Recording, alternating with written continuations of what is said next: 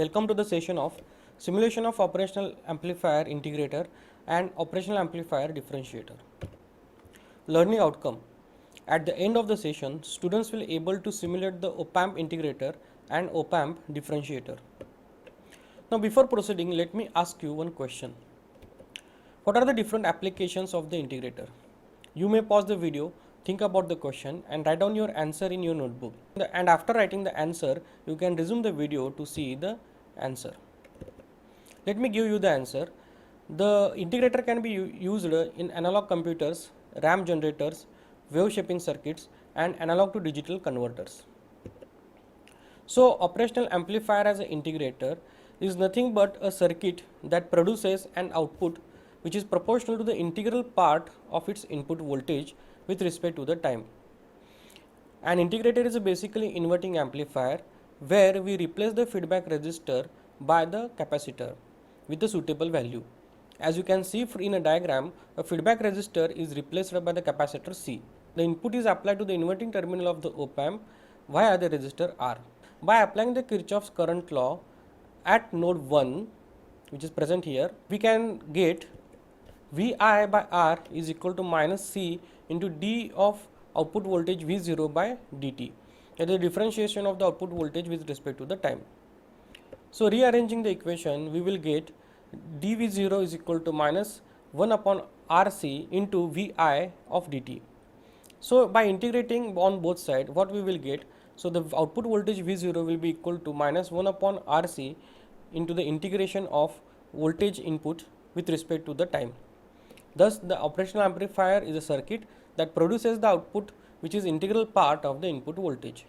Let us see the operational amplifier as a differentiator.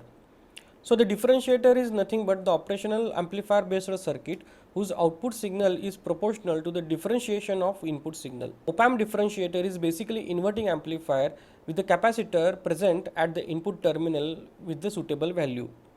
So we can see from the diagram, in the feedback we have the resistor, whereas instead of using the input resistor, we have utilized the input capacitor. So if you apply the Kirchhoff's current law at the node 1 as shown in figure, we will get C into dVi by dt is equal to minus V0 by R. So what we will get by rearranging the equation, V0 will be equal to minus RC into dVi by dt. So in order to simulate that, we will add the component. So first I will add the voltage source. I will add the two voltage sources and one of them I will rotate in order to get the negative voltage. Connect them with the help of wire. Connect the ground. Now we will give the label to the each terminal for the positive and negative terminal and select the type of the port as output. Give the name as V plus and click OK. Connect the label here at the positive terminal. Again go to the option label, give minus V minus name and port type as a output and click OK and connect it here. Now let us give the values to the voltage source. I will give the 12 volt value to each voltage source. Now let us add the operational amplifier. So go to the component. So here you can see the option op-amp. Click on that option and select this op-amp and click OK. So right click over this. Now here we have to give the value. So go to the file option, go to the open and open the file, that library file, by selecting all files, and here you can see the library file. Click on that and open that. Now here you can see one name, so we will need this name. Just copy that and close this window. Right click over this, give the name this. Now we will need one operation. So here you can see the operation as spice directory. Click over that option. Write dot include the directory location. So here we need the location of the directory. Copy here and give the name of the file, that is lm741.mod. and click OK. Now go to the resistor, add the resistors, rotate it. So first we will add the resistor at the input. The another resistor is needed in the feedback, and one resistor is needed at the output. Then we will add the capacitor. The capacitor is needed at the feedback. Now we will connect the non-inverting terminal to the ground.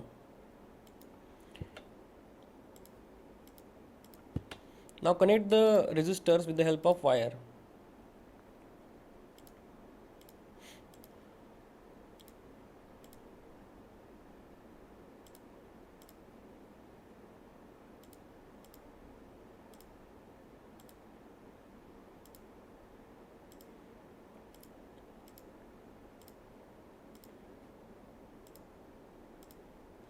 Now we will add the ground. Now let us add the voltage at the input also. So go to this option. Here you can select the voltage, add that voltage source and connect it by wire.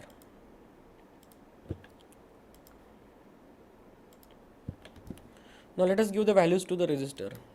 The input resistor we will provide is at a 10k value. Give the feedback resistor value as 100k.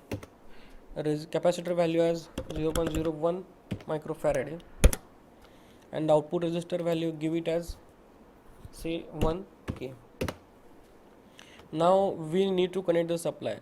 So just go to the copy option here, copy this label and connect it here. Again go to the copy option, copy this label and connect it here. So move your cursor over this symbol, right click and go to the advanced. Here you can see the sign symbol. Offset voltage give it as a 0. Amplitude let us give it as 1 volt, and the frequency let us give it 50 Hz and click OK. Now go to the option simulate, and there is the option edit simulation command.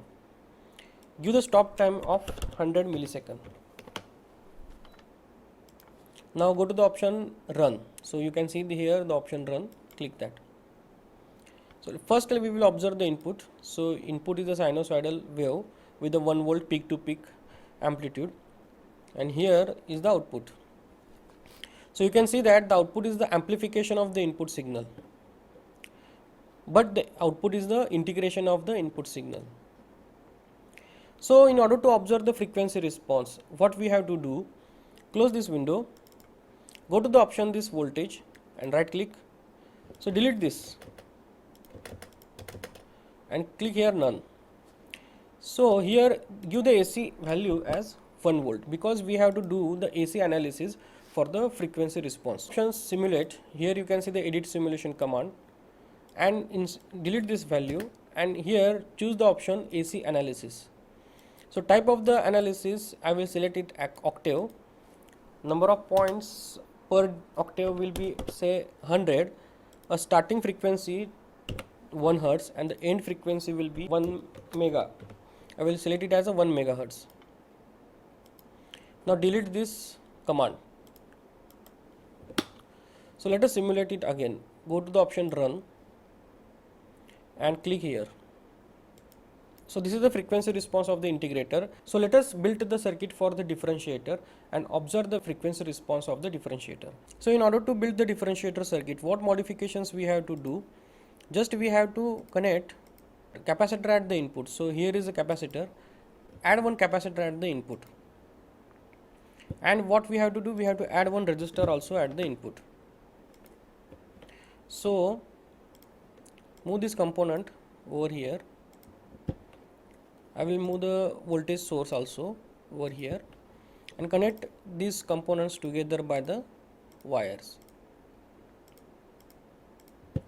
Give the value to the input resistor as 150 ohm and the value to the capacitor as 0.1 microfarad, and then connect it by the wire. Now as we have completed the circuit diagram, go to the option run, click over here output. So this is the frequency response of the differentiator. So in this way, what we have done in today's session, we have simulated the frequency response of integrator and frequency response of the differentiator. These are the references of the session. Thank you.